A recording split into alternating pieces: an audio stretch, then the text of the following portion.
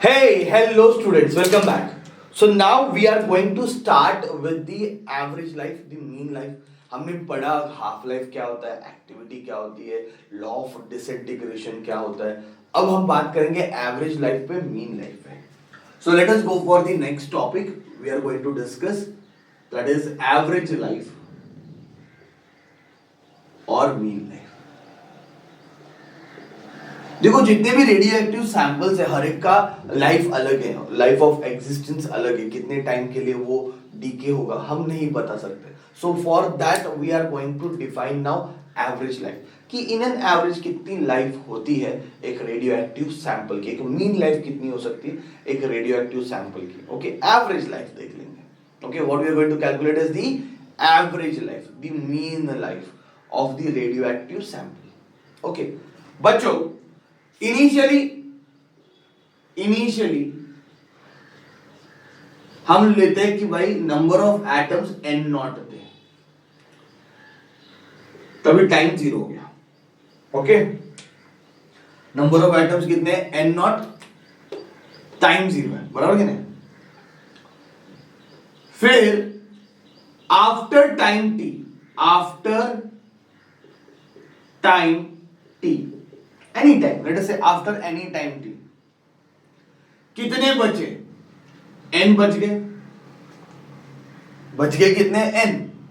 Okay, और कितने बचेंगे t टाइम के बाद, और t टाइम पे उसका फॉर्मूला हमने ऑलरेडी डिराइव किया, n0 e raise to minus lambda t.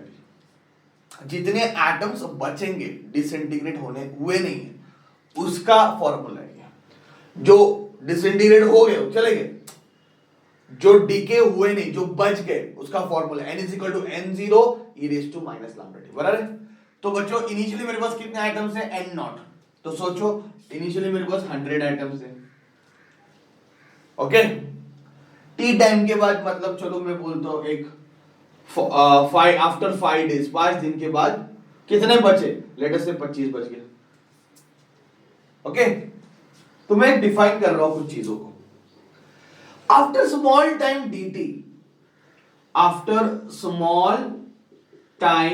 dt, if dn atoms are disintegrated, अगर dn atoms डिसइंटीग्रेट हो गए तो बचे कितने, n माइनस dn बचे, हाँ या ना. ओके, फिर इसके छोटे टाइम के बाद जो एटम डिसइंटीग्रेट हो गए, सो dt टाइम के बाद dn एटम्स क्या हो गए, डिसइंटीग्रेट हो गए, तो बच गए कितने, n माइनस n नॉट. जो टाइम 0 था, देखो 0 टाइम पे कितने थे, n नॉट थे. इनिशियली मेरे पास n नॉट एटम्स थे, ठीक है. t टाइम के बाद n बचे, उसका फॉर्मूला हमारे पास है, कितने बचते उसका फॉर्मूला हम निकाल सकते हैं. फिर छोटा time dt, in a very small time dt, after small time dt कितने बचे, तो n माइनस dn बच गए. पूरा डिसइंटीग्रेट को कितना टाइम लगेगा दैट वी डोंट नो, तो हम बोलते हैं कि भाई इनफाइनाइट टाइम लग सकता है. तो इनफाइनाइट टाइम तक कितने बचे, कुछ नहीं बचा, सब डिसइंटीग्रेट हो गया. तो हमें एवरेज लाइफ फाइंड करनी है. क्या फाइंड करनी है, एवरेज लाइफ. बात समझ में आ रहा है. तो इनिशियली हमारे पास n नॉट थे, t टाइम तक n बचे, स्मॉल t टाइम तक dn डिसइंटीग्रेट हो गए तो बचे n माइनस dn, और इनफाइनाइट टाइम तक कुछ नहीं बचा. तो हम ऐसा बोलते हैं time of existence of atom, एक एटम का टाइम एग्जिस्ट होने का t है. ओवरऑल एक एटम एग्जिस्ट होता है t टाइम के लिए, ऐसा अगर मैं सोच रहा हूं तो time of existence of dn atom existence, ये dn एटम कितने टाइम के लिए एग्जिस्ट होगा, तो आंसर है dn इंटू टी. अगर एक एटम एग्जिस्ट टी टाइम के लिए हो रहा है तो dn एटम्स कितने टाइम के लिए एग्जिस्ट होंगे, तो उसका टाइम ऑफ एग्जिस्टेंस कितना है, dn इंटू टी, कितने टाइम के लिए वो एग्जिस्ट होंगे. अभी हमें पता है कि भाई dn by dt is equal to lambda n है, बराबर है नहीं. Rate of disintegration lambda minus sign नहीं लिख रहे यहाँ पे, पर रेट ऑफ डिसइंटीग्रेशन हम क्या पता है, लैम्बडा n है. तो यहाँ पे सब्स्टिट्यूट कर सकते हैं, in place of dn I will write lambda n dt, बराबर कि नहीं. यहां पे सब्स्टिट्यूट कर सकते हैं. देयरफॉर ये हो जाएगा lambda n dt, okay, into t, into t. तो dn का वैल्यू सब्स्टिट्यूट किया lambda n dt into t, और n भी हमें पता है, we know what is n, n is n0 e raise to minus lambda t। तो ये वैल्यू यहाँ पे सब्स्टिट्यूट करेंगे तो lambda n0 e raise to minus lambda t into t dt। तो ये हो गया time of existence of dn atom. तो ये n0 एटम्स कितने टाइम के लिए एग्जिस्ट होते हैं? इनफाइनाइट टाइम के लिए। So total time of existence of n0 atoms, dn atom कितने टाइम के लिए एग्जिस्ट हो रहा है ये मैंने ढूंढ के निकाला।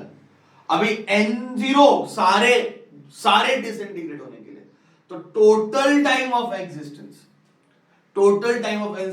तो ऐसे छोटे छोटे टाइम को मैं क्या करूंगा? इंटीग्रेट करूंगा, तब मुझे टोटल टाइम मिलेगा। So I will integrate all small time, okay, I will integrate all small time of existence for dn atom, और ऐसे छोटे छोटे टाइम को अगर मैं ऐड करूंगा तब मुझे टोटल टाइम मिलेगा। तो मैं 0 से इंफिनिटी इन सबको क्या करूंगा? इंटीग्रेट करूंगा, lambda n0 e raise to minus lambda t into dt। बात समझ में आ रहा है? चलो, मैंने कंसीडर किया एक एटम के एग्जिस्टेंस का टाइम t है। तो dn एटम जो डिसइंटीग्रेट हो गए, यहां पे हमने क्या बोला कि dn एटम डिसइंटीग्रेट हो गए, एक स्मॉल टाइम में dn एटम डिसइंटीग्रेट हो गए, तो भाई वो कितने टाइम के लिए एग्जिस्ट हुआ? Time of existence dn atom का कितना है? तो dn इंटू टी। एक एटम का t टाइम है, तो dn एटम का कितना रहेगा? dn into T. dn की वैल्यू मैंने सब्स्टिट्यूट कर दी, ये तो हमने प्रीवियस लेक्चर में लॉ ऑफ डीके से देखा, लॉ ऑफ डिसइंटीग्रेशन से।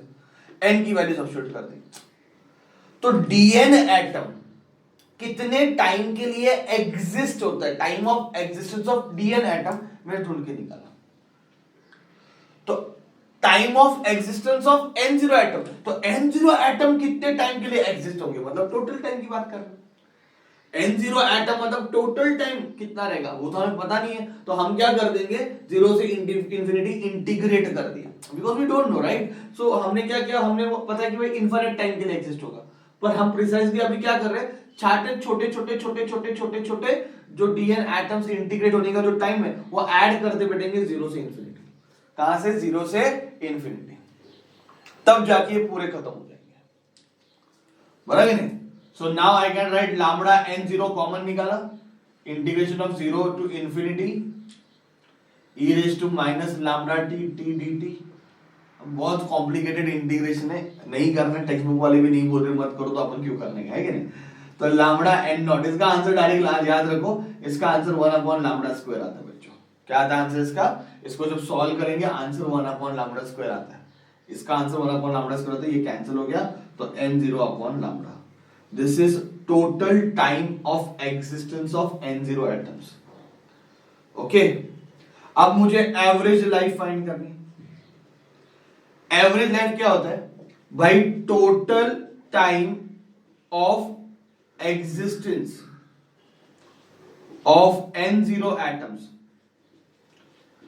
n0 एटम्स मतलब देखो 100 एटम्स थे, ओके। सोचो ऐसे 100 एटम्स है, ऐसे 100 एटम्स है, ओके, ऐसे 100 एटम्स है। तो इन सबका टोटल टाइम मैंने निकाला, जो n0 बाय लैम्बडा है, ये टोटल टाइम सबका मिला के, मतलब इसका कुछ 5 सेकेंड है, इसका 3 सेकेंड है, उसका 10 सेकेंड है, ऐसा कुछ भी रह सकता है, ठीक है। तो ऐसा सबका प्लस करूंगा तो टोटल टाइम मिलेगा। क्या मिलेगा मुझे? टोटल टाइम मिला एग्जिस्टेंस ऑफ n0 एटम, मतलब सारे n0 एटम्स को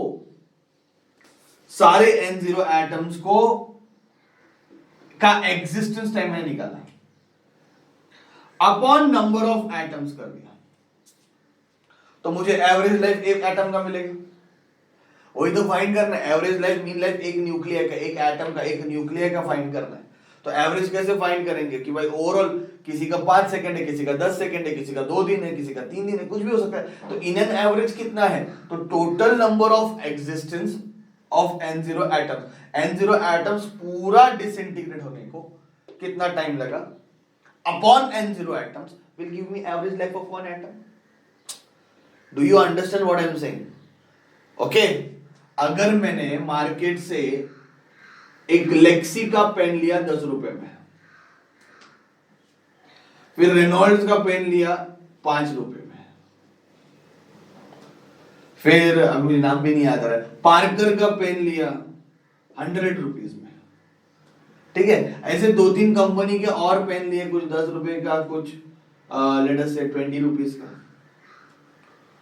तो इन एन एवरेज हर एक का अलग है ना यार प्राइस, हर पेन का प्राइस अलग है, पर मुझे एवरेज कितना है, मेरा एवरेज का मतलब क्या, मतलब एवरेज एक पेन का प्राइस कितना पड़ रहा है मेरे को, तो मैंने क्या कर दिया, इन सबको ऐड कर दिया।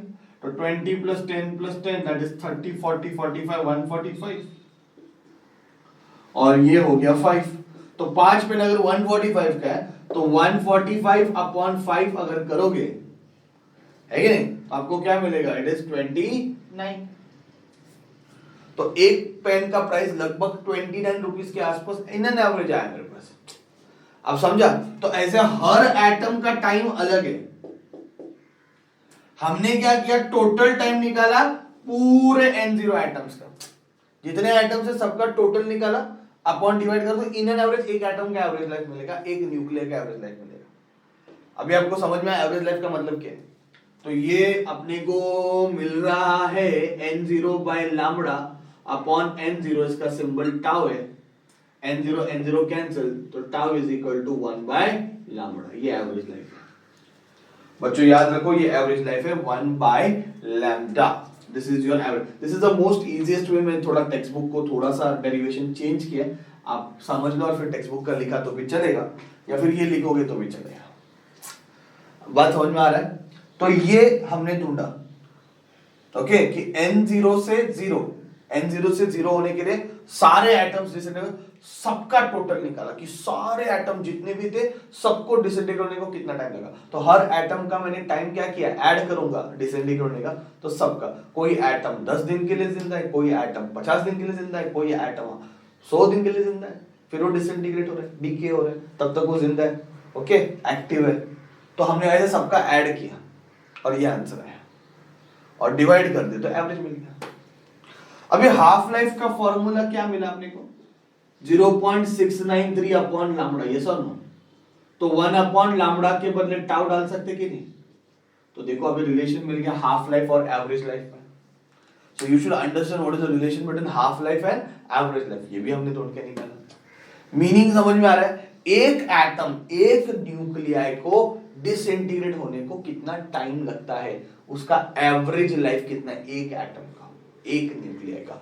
रेडियोएक्टिव सैंपल, किसी भी रेडियोएक्टिव सैंपल का, एक न्यूक्लियाई का कितना एवरेज लाइफ है, वो लैम्बडा पे डिपेंड करता है, डीके कांस्टेंट पे डिपेंड करता है, मतलब वो सैंपल के नेचर पे डिपेंड करता है।